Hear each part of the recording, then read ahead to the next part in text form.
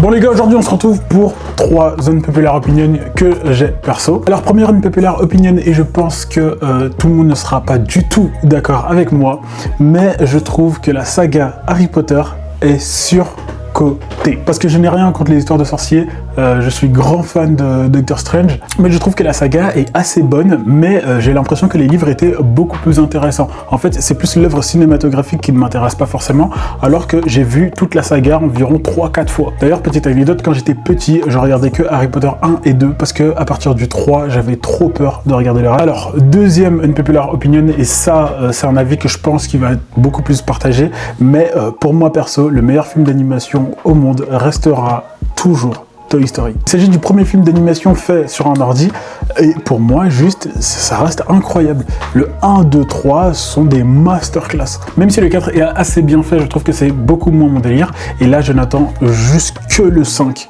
Avec impatience, vraiment je veux juste qu'il sorte. Et le troisième unpopular opinion que j'ai, la série des films Fast and Furious est beaucoup trop sous-cotée. Alors je ne vous parle pas de l'histoire parce que c'est vrai que depuis que Vin Diesel a racheté les droits à Fast and Furious 4, l'histoire est complètement partie dans n'importe quoi. En plus de ça, je trouve ça hyper bizarre de racheter la série et de se mettre en personnage principal, parce qu'il faut le rappeler que c'était Paul Walker à la base le personnage principal de l'histoire. Mais il faut se mettre à la tête que c'est un blockbuster, c'est pas un film qui est fait pour son histoire, c'est un film qui est fait pour ses cascades. Et c'est là où je pense que Fast and Furious est un film sous-coté, c'est que les gens vont souvent le comparer à des films avec une belle histoire, alors qu'en fait c'est pas du tout l'ambition, c'est pas du tout le projet, c'est pas du tout la DA du film. Je trouve que jusqu'à Fast and Furious 6, en fait, les cascades et les actions étaient très impressionnantes. Ces années-ci, ils les font beaucoup plus en 3D et ça se voit, et donc ça perd de sa magie. Honnêtement, Fast and Furious 5 est un de mes Fast and Furious préférés, j'ai dû le voir au moins une bonne quinzaine de fois. Et si un jour vous avez un peu de temps à perdre, s'il vous plaît, regardez Fast and Furious 1, 2, 4 et 5. Comme le 3 se passe après le 6, c'est pas forcément important,